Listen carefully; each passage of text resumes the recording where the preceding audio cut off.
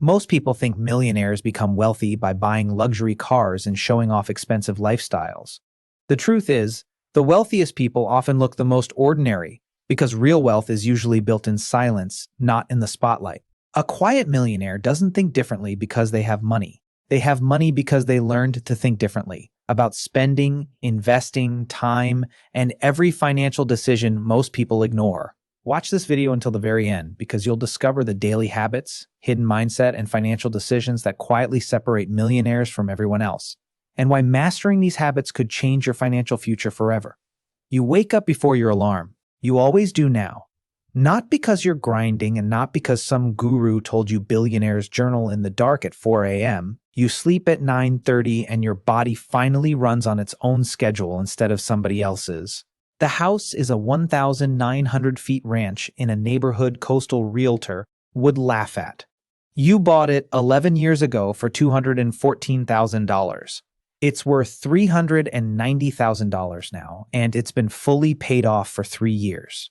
You are worth $2. 4 million. Nobody knows this. Not your neighbors, not your coworkers, not your brother-in-law with the leased BMW who spent Thanksgiving explaining why renting is actually smarter.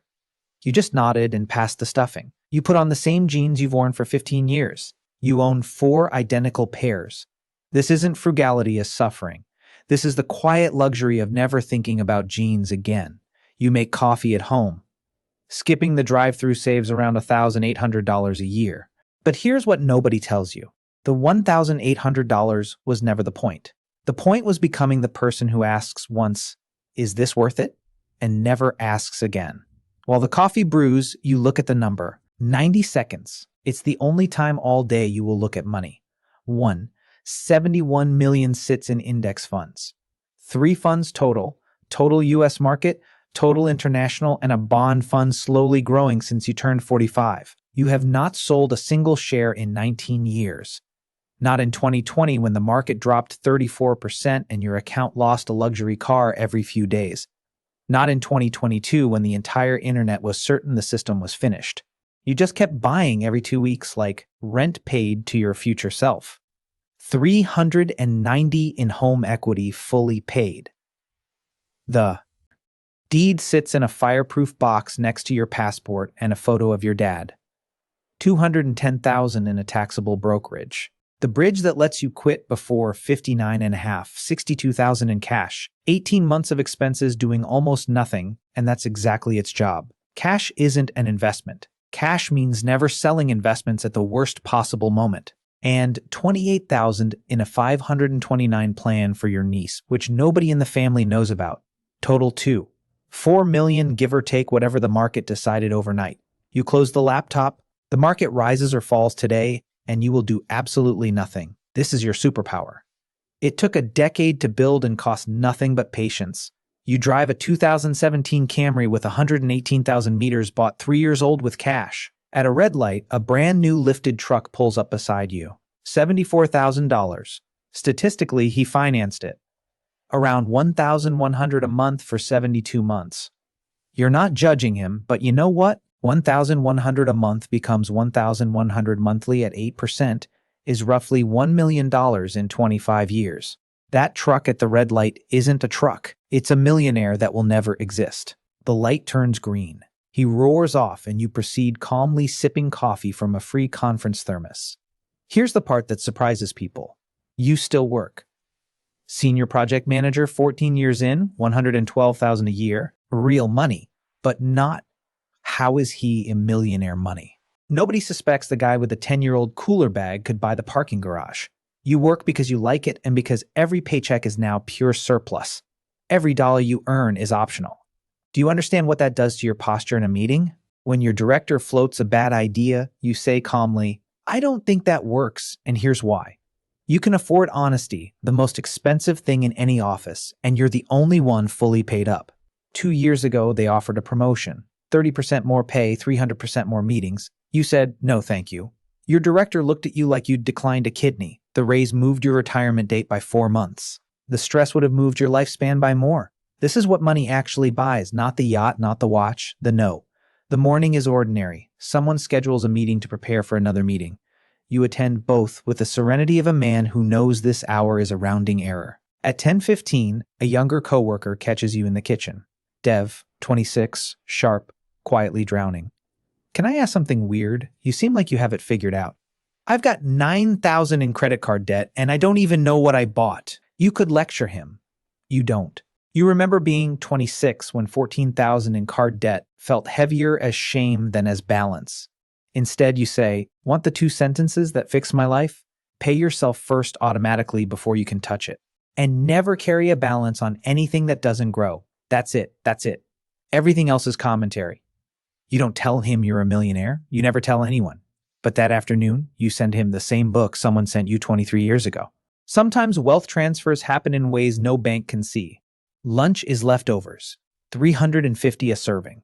Your coworkers order $19 delivery daily, complaining about money in the same breath. You used to feel smug about this. You're embarrassed by that now. Somewhere around your first 500,000, the smugness burned off and indifference replaced it. Other people's spending stopped being a scoreboard. You're not eating leftovers to beat anyone. You genuinely don't want the $19 version more. This is the secret influencers can't sell because it can't be sold. Past a certain point, frugality stops being restraint and becomes preference. The cage door has been open for years. You just like the room. While you eat, you read, not finance content. You quit daily market commentary in 2016, and your returns improved immediately. That tells you everything. A man nearby is day trading on his phone, jaw tight, thumb scrolling. You feel a strange tenderness. You were him once for 8 months in your 30s. It cost you $11,000 to learn that you were the product. Your phone buzzes. It's your financial advisor. Just kidding, you don't have one. It's your sister. Her water heater died. $1,400 she doesn't have. You hear the tightness in her voice. Someone rehearsing an apology for existing. You remember that sound from the inside. I'll send it in an hour. You say it's not a loan. I'll pay you back. It's not a loan. Water heaters break. That's not a character flaw. You transfer $1,400 from the cash mode. It refills automatically from surplus you never miss. Here's the math nobody puts in a thumbnail. $1,400 is 0.058% of your net worth. For your sister, it was a crisis headed for a card at 27% interest. It would have metastasized into $2,100% of stress paid over a year and a half. The greatest return you'll ever get is deleting an emergency from someone you love. No index fund touches it. Mid-after afternoon week moment. A watch you've wanted for 2 years drops to $3,900. You can afford it the way other people afford gum. You put it in the cart. Then you run the old ritual. Not can I afford it? That question retired years ago. 1. Will I still want this in 30 days? 2. Am I buying the object or the feeling? 3. Who am I wearing it for? You sit with question 3, the longest, the honest answer, for strangers. And your entire life was built on refusing to pay for strangers' opinions. You close the tab. Not with willpower, with recognition. Maybe you'll buy it in 30 days. The espresso machine passed the ritual once. You use it every single day with zero regret. That's the system working. The ritual isn't a wall.